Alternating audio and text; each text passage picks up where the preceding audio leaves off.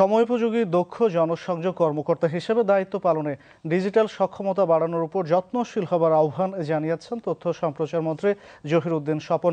তিনি আজ সচিবালয়ে তথ্য অধিদপ্তরের সম্মেলন কক্ষে আয়োজিত জনসংযোগ কর্মকর্তাদের প্রশিক্ষণ কর্মসূচিতে এই আহ্বান জানান।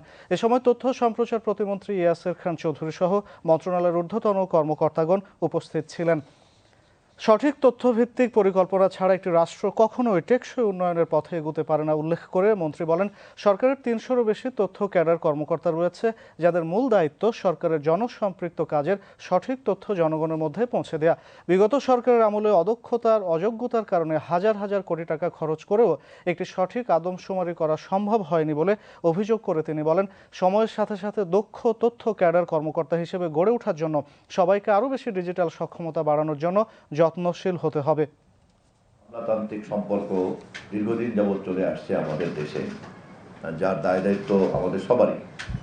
আমরা সেখান থেকে বেরিয়ে এসে সময় উপযোগী ইন্টাররিলেশন তৈরি করতে হবে, আন্তঃসম্পর্কটা হতে হবে কিন্তু সময় উপযোগী। এই যে ইনফরমেশন ইকোসিস্টেম, এটা আমাদের সবারই বোঝা দরকার।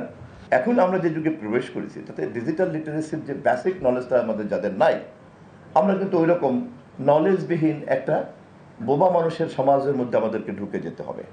আর্টিফিশিয়াল ইন্টেলিজেন্সকে ইউজ করে ফ্যাক্ট চেকিং সহ এক্সেট্রা, এটা ইউজ করে কিন্তু আমরা মিস অ্যান্ড ডিসইনফরমেশনকে নেগেট করতে পারি।